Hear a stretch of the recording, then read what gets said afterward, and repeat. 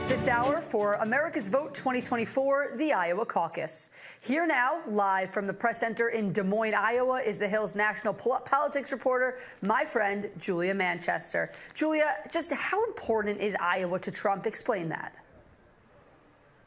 Yeah, Michael, it's really good to see you. In terms of how important Iowa is to Trump, Trump wants to come out of Iowa being essentially the presumptive Republican Party nominee. He wants New Hampshire and South Carolina to be easy contests that he can sail through ahead of going into Super Tuesday. And of course, that first court date ahead of Super Tuesday. So you see Trump really ratcheting up the rhetoric on a number of his rivals, DeSantis, Haley. We know that he and Haley haven't gone after each other the same way he and DeSantis have, but that rhetoric has certainly increased with Haley. But what was notable, Michael, was former President Trump going after Vivek Ramaswamy, who is polling at 8% in Iowa. And what that tells me is that even though Vivek is polling very low, Trump wants to get as much support as possible. And a lot of Vivek Ramaswamy's supporters happen to be Trump supporters or could lean in Trump's direction. So Trump trying to take no chances here in Iowa tonight. Yeah, that was a very curious attack. Of course, people know Trump. What Trump hates, one of the most things that he hates is other people using his name for their benefit. So that might have been it. When we talk about Trump wanting to come out of the gate strong and show himself as a presumptive nominee, this is all an expectations game also. How much is he trying to win by? How much does he need to win by to call tonight a success?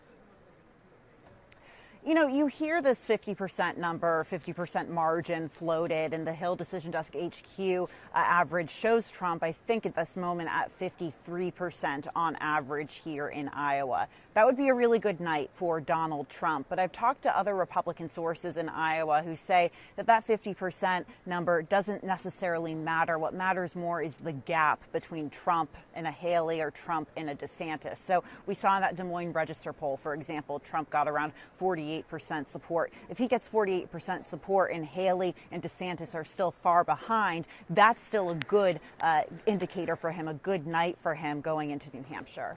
Yeah, so the expectation right there, Trump comes in first, but it's anyone's game for second place. We talk about Nikki Haley and Ron DeSantis. Whoever comes in third, though, whether that is Haley or that is DeSantis, are they going to have a tough time moving on to New Hampshire? Because, of course, Iowa sets the tone for the rest of the primary season. It does, but I think they will continue on to New Hampshire. For someone like a DeSantis, look, he put everything into Iowa, into building this ground game and really reaching as many voters or caucus goers as possible ahead of tonight. So even though he's put everything into Iowa, I think for him, he needs to show that he can play elsewhere in a New Hampshire or even a South Carolina. But the problem for DeSantis in New Hampshire is that he's not even polling in third place. He hasn't spent a lot of time in New Hampshire. He hasn't spent a lot of time in South Carolina. So it's going to be difficult. But we're getting a sense from what he said and talking to his campaign and his supporters that he's ready to move on no matter what. Now, Nikki Haley is absolutely moving on to New Hampshire and South Carolina. New Hampshire, particularly friendly ground for her. She's closed the gap with Trump quite a bit in New Hampshire. He's still leading by double digits. But now that we have former New Jersey Governor Chris Christie dropping out of the race, there's a possibility that some of his support could be transferred to Haley from that never Trump or anti-Trump contingent. So that helps her in New Hampshire. Both Christie and Haley had big ground gains in New Hampshire. And then, of course, for Haley in South Carolina, that's very important. That's her home state. She was a very popular governor during the 2010s in South Carolina. So she's going to be wanting to play big there. But that's going to be difficult, too, because we know that Trump is very much outperforming her in South Carolina. So it's going to be an uphill battle for whoever gets second or third place because Trump is still dominating. But I think in New Hampshire, that's where we could see some gaps closing. Yeah, and New Hampshire is going to be particularly fascinating because you mentioned Nikki Haley. She is rising in the polls there. She's firmly positioned there. And, of course, with Chris Christie dropping out, there's a lot of expectation that those supporters will go to Haley. Ron DeSantis isn't even going straight to New Hampshire. He's going straight from Iowa to South Carolina. So that's going to be fascinating to watch that next state play out. But, Julia, I want to now ask you about enthusiasm when we talk about tonight's Iowa caucuses. That's, of course, extremely important for tonight. Talk about that and talk about the impact weather is playing on this enthusiasm and the turnout factor. Yeah, you know, Michael, enthusiasm is always so important for a caucus because we know that caucuses in general are lower turnout, tend to be lower turnout than primaries because it's so involved, because you have to get up and walk or, head to your caucus site and stay there for the duration of the meeting. So add on to that these very cold temperatures and potentially some icy roads in some rural areas. That's going to be difficult. And I mentioned those rural areas for a reason. That's where Trump is really trying to run up the score in those rural areas. And if the roads aren't good in those areas and those voters decide to stay home, that's not going to be great for Donald Trump when he's trying to compete. However, in the suburbs, the Ankeny, the Ames, the Clives, I think we could see definitely a higher turnout, and we could see that potentially benefiting Nikki Haley. We know that she is seen as a very strong suburban candidate. She plays well with those suburban female voters we talk about so much. So turnout's going to be huge, but I think it's going to depend on, which part of the state in terms of the weather, but really a perfect storm for low turnout tonight in Iowa. That's one way to put it. The Hill's national politics reporter, Julia Manchester, thank you so much for joining us. Julia, stay warm, and with the few hours you have left in Iowa, make sure you make good use of the campaign trail eats, because that's extremely important when you're on the campaign trail. I know I still need to get some Casey's pizza, so I'll keep you updated. Thanks, Julia. And joining me now is Democratic strategist Amisha Cross. Amisha, thank you so much for joining us. So look, when we talk about Iowa here, and I mentioned this with Julia earlier, turnout is key. That's with any caucus, but especially tonight because of the inclement weather conditions over in Iowa. Who do you think that those weather conditions and what's expected to be lower turnout, who do you think it's going to impact the most? Definitely DeSantis, to a point that you made a little bit earlier. He put in the most in terms of the ground game in GOTV. He's been to every county there. His people have been knocking on doors. He fashioned to make sure that buses were there to help get people out to the polls. But I think that we cannot underestimate the way that the Lord works. This frigid weather, those temperatures, the snow, it is a recipe for disaster in terms of people coming out. And I think that that's a very difficult thing for all of the campaigns. But because this particular caucus means so much to a flailing campaign for Ron DeSantis as Nikki continues to surge, this could be the end of the road. Yeah, and I mean, look, as you mentioned, you can have all the ground game in the world, you can have all the preparation in the world, but nobody can plan for the weather. So look, tonight there's obviously been all the focus on the Republican side of the race. It's the Republican Iowa caucus tonight. But I want to bring in the Democrat side as well, because of course what happens in the primary, that's going to lead to the general election. Nikki Haley faces the best, has the best standing against President Biden among Haley, DeSantis, and Trump. There was a recent CBS News YouGov poll that I found really interesting. With Haley against Biden, Haley leads by 8 points. Trump versus Biden, Trump leads by 2 points. DeSantis versus Biden, DeSantis leads by just 3 points. That all being said, do you think the Biden campaign is watching tonight and watching these primaries, nervous of Nikki Haley's rise in the polls? Because just in this one snapshot right here, she has the best chance of beating the current president. I think that the Biden campaign has been watching the primaries and will be watching up to the end for the Republican primaries because, quite frankly, Biden and whoever wins the Republican primary, they have to go toe-to-toe.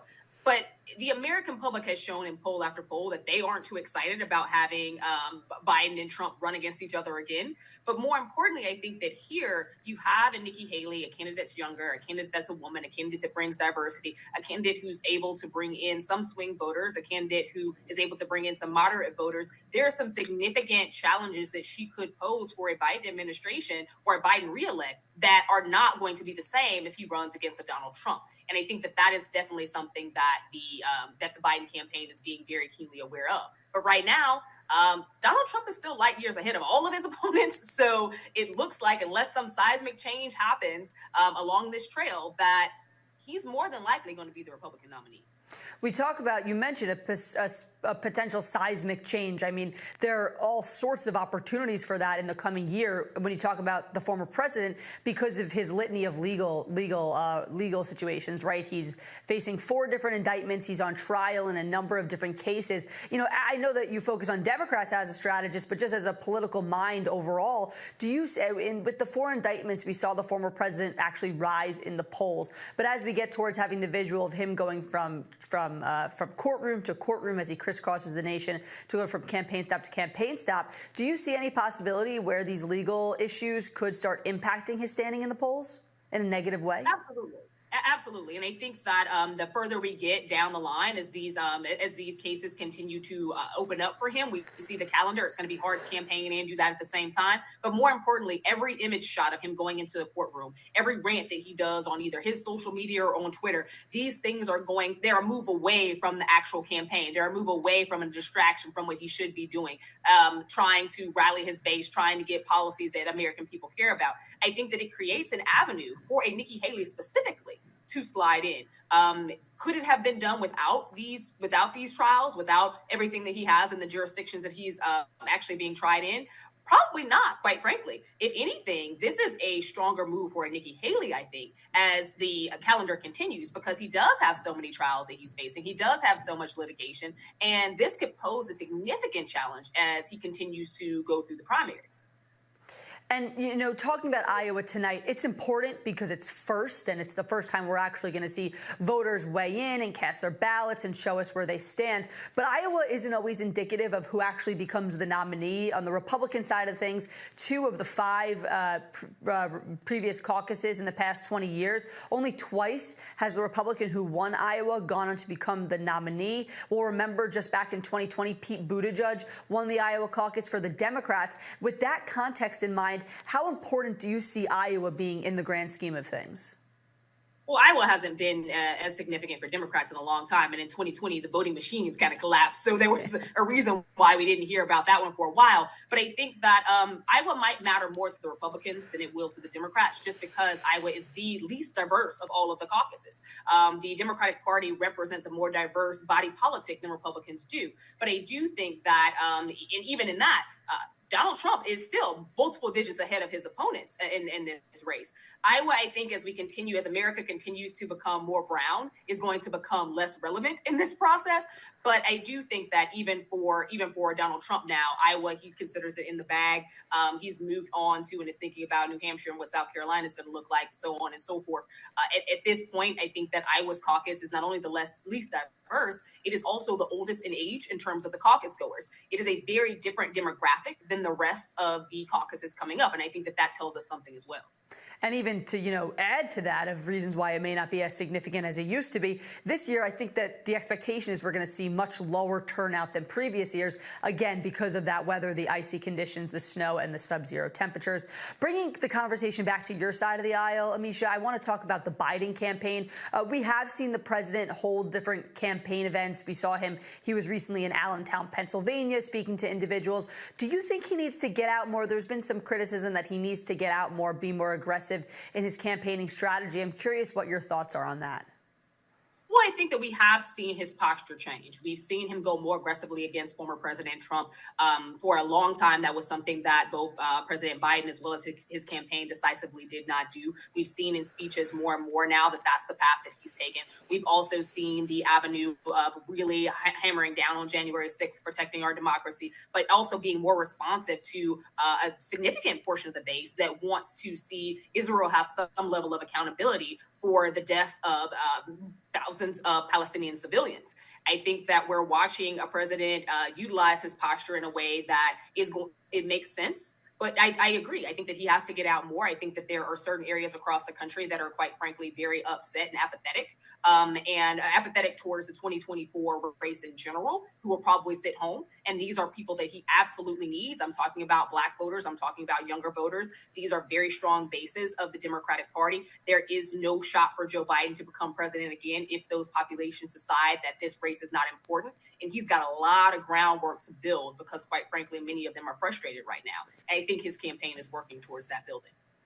Something I wanted to ask you about was you mentioned the speeches about January 6th, the January 6th, 2021 attack on the Capitol. We saw the president give 2 really passionate speeches this month about that, of course, as we eclipse the 3-year anniversary. Do you see this as a salient campaign message as we head into the 2024, as we're seeing the primaries pick up, getting closer to the general? Do you see this as being salient among voters, or do you think focusing on more things like the economy and abortion would be well suited? Or you can handle both. What do you think, I guess, are the more salient campaign issues heading into 2024? I think the president can walk and chew gum at the same time. But if we're looking at American voters, what the Democratic base is voting on, especially because of the migrants that have been sent to places like my hometown of Chicago, that have been sent to New York and things like that, border policy matters. Talking about the economy, even though it is technically a good economy, the American people are not buying it. Making sure that he's talking about the things that his campaign has done, the things that his administration has done, the policies that have made America a better place, the policies that are being enacted, the things that he's working towards in terms of job creation. Those things make sense.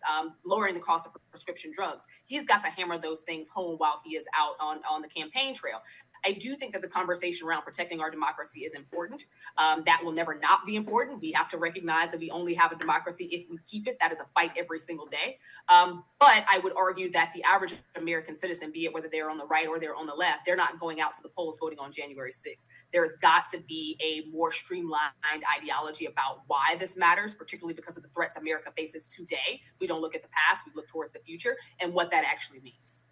Amisha, really quickly before we go, first, second, third tonight for Iowa. What are your predictions? Donald Trump is first, Nikki Haley second, Ron DeSantis a very distant third. All right, we'll have to leave it there. Amisha Cross, thank you so much for joining us. Thanks for having me. All right, and thanks for joining us this hour of The Hill. We'll get to a little more news. The winds are high, but the stakes are higher as the countdown clock closes in with less than 1 hour until caucus goers weigh in.